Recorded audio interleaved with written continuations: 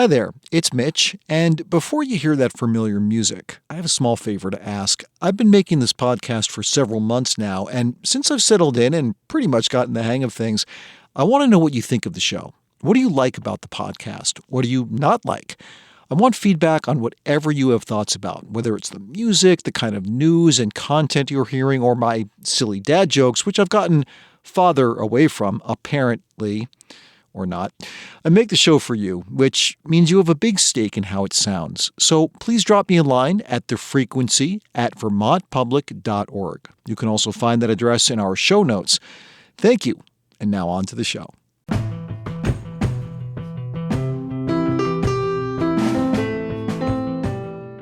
From Vermont Public, this is The Frequency. I'm Mitch Wertlieb. It's Friday, February 9th, and here are today's headlines. Lawmakers are considering big changes to the state's education funding system, which means many communities may delay their town meeting day school budget votes until the dust settles. Governor Phil Scott is urging the legislature to require towns to send mail-in ballots to everyone when the budget votes take place because he says turnout on town meeting day is unusually low. Diane Judd is the clerk in Holland and head of the Vermont Clerks and Treasurers Association.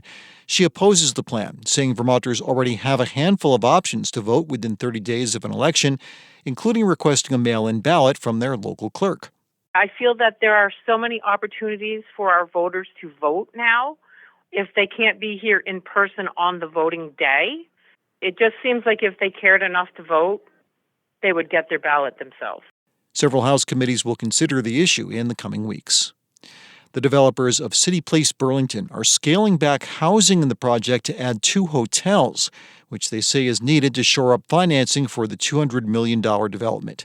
The project is located in the heart of Vermont's largest city and was set to bring at least 427 new apartments online. The new plan reduces the total number of apartments now to 350 at a minimum. Meanwhile, the number of hotel rooms will be capped at 350. They'll be operated by Jerry Group, a Massachusetts-based development company that's now a minority partner in the City Place project. Mayor Murrow Weinberger, during a press conference yesterday, urged the City Council to sign off on the changes. It is my hope that the council will take quick action on this and approve it to resolve one of the last remaining sort of uncertainties about the project. The City Council is set to take up the matter on Monday. The head of the Vermont Criminal Justice Council condemned comments caught on a hot mic during a meeting that led to the immediate resignation of a council member on Wednesday. Michael Major, a former deputy sheriff in Chittenden County, made a dismissive and profane comment about undocumented immigrants who are afraid to be arrested. Before his resignation, he represented the Vermont Police Association on the 24-member council, which regulates law enforcement in the state. Former State Attorney General Bill Sorrell chairs the Criminal Justice Council. I hope the reputation and people's trust in the integrity and the commitment of the council isn't unduly prejudiced or harmed by the shocking and inappropriate statements of one former member of the council. Major said during the meeting he didn't realize his mic was live when he made the comment and was instead trying to talk to his daughter. That's according to 7 Days. Major did not return a call for comment yesterday. Officials from Governor Phil Scott's administration offered more details yesterday on their plans to set up temporary emergency shelters for unhoused Vermonters exiting the state's pandemic-era motel housing program. Department for Children and Families Commissioner Chris Winters told lawmakers DCF is advancing plans to stand up a shelter at the Waterbury Armory for around 40 people. They're also moving forward with a family shelter at the former Austin School for the Deaf in Brattleboro and standing up several, quote, emergency shelter apartments in central Vermont. And they're looking into setting up 3 sites with mobile shelter units for around 45 people each. Winters said the department is trying to finalize the shelters before the pandemic-era program is slated to end on April 1st. All of these intended to provide some options, to try some new things, to relieve some of the pressure in the hotel-motel system. Winters also acknowledged the temporary shelters will not accommodate all the people projected to need housing. This weekend's Champlain Pond Hockey Classic on Mallett's Bay has been canceled due to a stretch of warm days. Last weekend, the New England Pond Hockey Classic on Lake Winnipesaukee had to be moved to a smaller lake because of poor ice conditions. That's according to NBC5. Although ice conditions on Lake Champlain were good as of Wednesday, record-high temperatures and strong winds this week will weaken and shift the ice significantly. Coming up, retail cannabis has been legal in Vermont now for over a year, but there could be some changes coming from the State House. We'll find out more after this. The Frequency is sponsored by Vita. Since 1974, Vita has helped Vermont businesses grow and thrive. From agriculture to energy, startups to family companies, find solutions that fit your business. Visit VEDA.org to start your next chapter today. And the Vermont Lottery, which remains committed to contributing 100% of profits to the Education Fund, providing over $500 million total since 1999. Learn about the Educate and Innovate initiative at vtlottery.com. Vermont's retail cannabis marketplace has been open for well over a year. There are now 73 retail stores in operation and almost 400 licensed growers. Lawmakers this year are considering several bills to update Vermont's cannabis law, and Vermont Public's senior political correspondent Bob Kinzel broke them down with Morning Edition host Jen Jarecki. Bob, so there's one major bill and several smaller ones. Let's start with the big one. What does it do? Jen, a key part of the main bill totally changes how the state's medical cannabis program operates. It was 20 years ago that the legislature gave its initial approval to this program. It allows patients with certain serious health conditions to legally use cannabis as part of their treatment. Now, several years ago, there were roughly 5,600 Vermonters registered in this program, and they were able to get their products at a handful of dispensaries around the state. House Government Operations Chairman Mike McCarthy, who is the lead sponsor of this bill, says the creation of the retail market has changed everything. And that's because many medical patients can now access cannabis products much more conveniently at one of the 73 retail stores.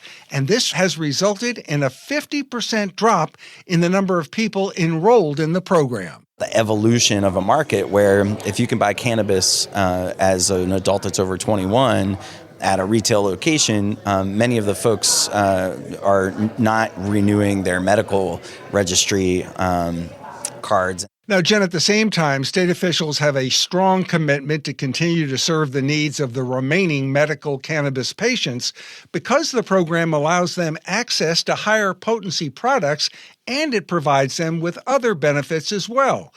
James Pepper is the chairman of the state's Cannabis Control Board. There are a number of patients out there. There's a number of Vermonters out there that desperately need the products and services that are only available at medical dispensaries. Well, if those dispensaries start to close their doors, it's a direct harm to those patients that need either the confidentiality or the high potency products. So, Jen, with the prospect of some of the few remaining medical dispensaries shutting down, the bill would allow some current retail stores, some of those 73 stores, to apply for what's known as a medical endorsement. And to get this designation, they would have to provide educational programs for the medical patients. And it would also allow these stores to sell the higher potency products that are currently available only to medical patients. But this is a very important point. These products would not be available to the general public. Now, this situation brings us to the second main part of the bill, which would eliminate all THC potency caps that are currently in place for retail customers. Will you explain how that would work, Bob? I mean, are there currently caps on potency for THC levels in products sold at retail stores? Absolutely, Jen. There's a 30% THC cap on cannabis flower and a 60% cap on concentrates. Now, I found out that of the 24 states that have legalized the retail sale of cannabis, 2, Vermont and Connecticut, have also implemented potency caps. Joseph Topolsky is lab manager at Satori in Middlebury. They're the largest indoor cultivation site in the state. And he says there are a number of reasons why lawmakers should do away with these potency caps. The removal of potency caps on cannabis concentrates offers a pathway to increase state revenue, market diversification, product authenticity, and enhanced safety standards, and shutting down the black market, which I think we all can agree is a good thing. But, Jen, there is some strong opposition to this plan. Jill Sudhoff-Garin represents the Vermont Medical Society. She thinks there are some serious health concerns associated with the removal of these caps. The risks of physical dependence and addiction and psychosis are just indicating that right now we can just hold off and wait, till we have more data. We feel like the public health impact does not support lifting the caps at this time. So, Bob, how do you think this disagreement over potency caps will be resolved? Well, Jen, sponsors of the bill are very concerned that including the elimination of the potency caps could undermine passage of the rest of the bill. So Representative McCarthy told me he wants to move very slowly on this issue. And I think for now, that's probably the right policy choice is to make sure we continue to have those products that are currently being used by medical patients available, but we keep the status quo in terms of the potency caps for the adult use market. So, Jen, basically under his plan, there would be two potency systems in place, one for retail customers and another one with higher limits for the medical patients. And with this change, Representative McCarthy is hoping that his bill will be approved by the legislature this year. There's also a bill that deals with a controversial cultivating site in Essex Junction. Can you tell us more about that? Jen, this is a fascinating situation. It really is. There's a small licensed cultivator in Essex Junction who grows around 100 plants. He also has around 30 ducks, and he uses the duck manure for his plants, and he also sells duck eggs. Now, some neighbors are complaining about a very strong odor from both the cannabis plants and the ducks. But for the time being, let's put the duck issue aside. Two local lawmakers have introduced a bill that bans cannabis growing sites in densely populated areas like this one. But as Cannabis Control Board Chairman James Pepper testified last week, the bill would represent a major policy change. And that's because lawmakers have designated cannabis growing sites as a farm operation, and that exempts them from most local zoning regulations. So this sets up a conflict where the former illegal market were growing in their garages and their cellars and their spare bedrooms. And now that it's legal, they're asking to move outside. Jen, I'm getting the impression because it represents such a major policy change that the committee will want to study this particular bill over the summer. Bob, before we go, and as I mentioned at the outset, Vermont's retail cannabis law has been in place for over a year. I mean, in general, how are things going? Jen, I think it's doing better than many folks predicted. There are now 73 retail stores with another 11 on the way. There are roughly 400 cultivators. Now, 80% are known as Tier 1 growers. This means that their growing space is less than 1,000 square feet. That's pretty small. It's about the size of a two-car garage. So with these numbers, the Cannabis Control Board thinks it's been pretty successful in persuading small growers in the legacy market, the illicit market, to join the legal effort. Sales are larger than expected. They could exceed $150 million in the next year or two. There's a 20% tax on these sales, so that means around $30 million in annual revenue, and a good chunk of this money goes to after-school programs and youth drug prevention efforts. At the same time, the state is moving to protect small growers by controlling overall supply. And that's something that many other states have not done. And a massive oversupply from very, very large growers in those states has led to huge price drops, which have put some of the small growers out of business. And Vermont does not want that to happen here. That's Vermont Public's senior political correspondent, Bob Kinzel. Bob, thank you so much for this cannabis update. My pleasure, Jen.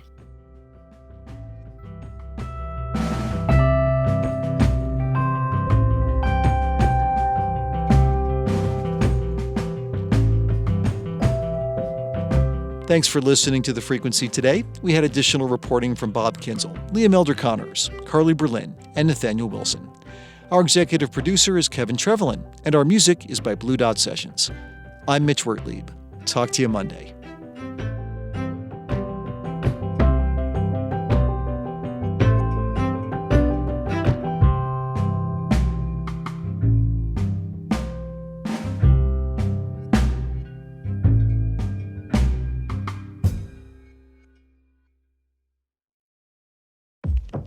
Black perspectives haven't always been centered in the telling of America's story.